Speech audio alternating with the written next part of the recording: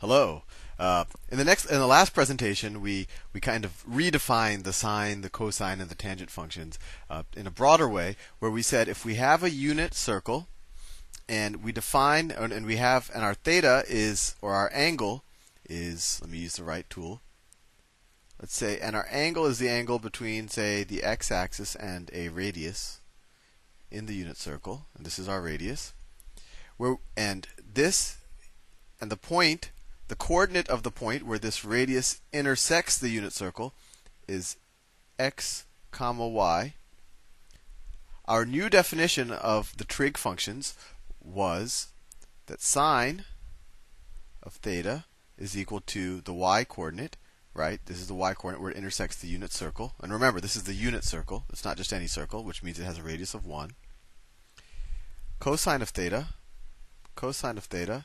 is equal to the x coordinate of this point, right? This is the x coordinate. And tangent of theta equaled opposite over adjacent, or y over x. Equal y over x. And that's interesting because that's also equal to sine of theta over cosine of theta. I just threw that out. I wasn't even planning on covering that, but just it leaves you something to think about. So with that said, let's take a look, or let's try to see how this defines these functions. And I guess a good place to start is just with the sine function, and we can try to graph it. So let's do a little table like we always do when we define a function. Let's put in values of theta, and let's figure out what sine of theta is. So when theta is equal to 0 radians, what is sine of theta? So when theta is 0, right, then the radius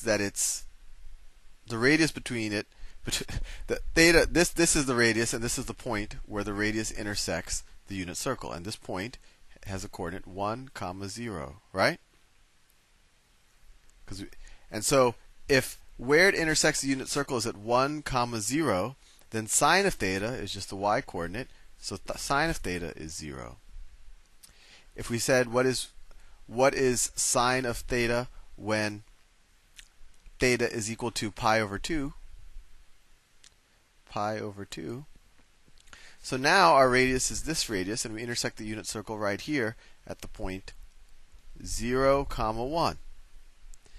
And what's the y coordinate at 0, 1? Well, it's 1. What happens when we have theta is equal to pi radians? So at pi radians, we intersect the unit circle right here, right? We're at pi radians. This is the angle, pi.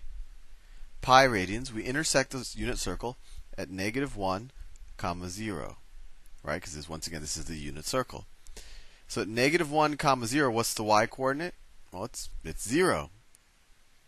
So sine of pi is equal to 0. Let's just keep going around the circle.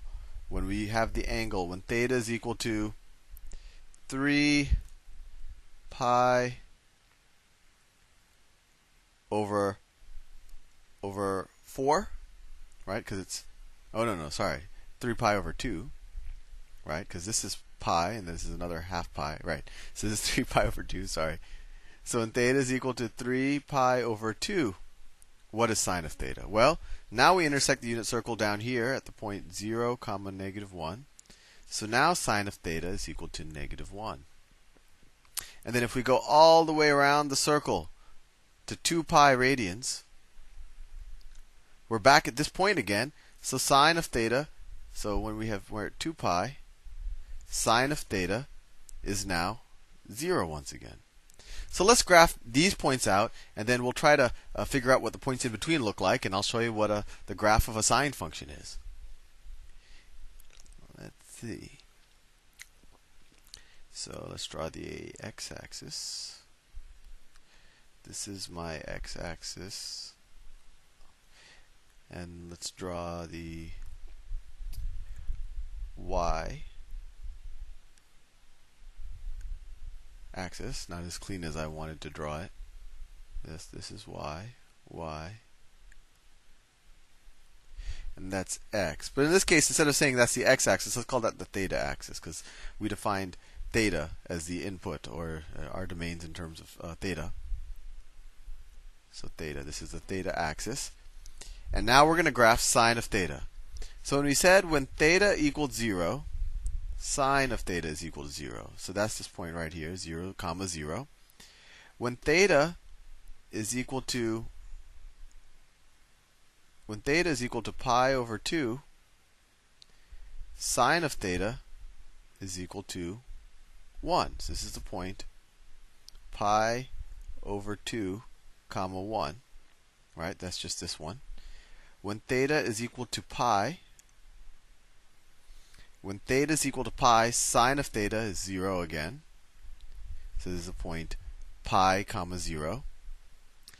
And when theta equaled 3 pi over 2, let me write that. 3 pi over 2. I'll write it. 3 pi over 2. What was sine of theta? It equaled -1. Interesting. And then when we got to 2 pi, when we got to theta equal to 2 pi, sine of theta again equals 0. So we know that these points are on the graph of sine of theta. And if you actually tried the points in between, and I as an exercise, it might be interesting for you to do so. Either you could actually figure out a lot of the points using 30, 60, 90 triangles, or using the Pythagorean theorem. But you actually get a curve that looks something. Let me use a nicer color than this kind of drab gray. You get a graph that looks something like this. And you've probably seen that before. If you ever, it looks like the term for this function is actually a sine wave. It looks like something that's oscillating or that's moving up and down.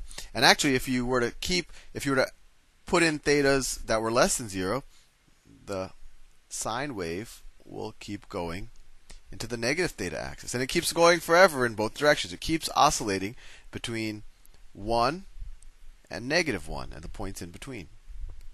So that's the graph of the sine function. In the next module, I'll actually do the graph of the cosine function. Or actually, I might just show you the graph of the cosine function, and then I'll show you how they relate and how these can describe any kind of or many types of oscillatory, things in the world, and how it relates to frequency and amplitude. So I'll see you in the next module, and just for fun, you might want to sit down with a piece of paper and try to graph the cosine function or the tangent function as well. Have fun.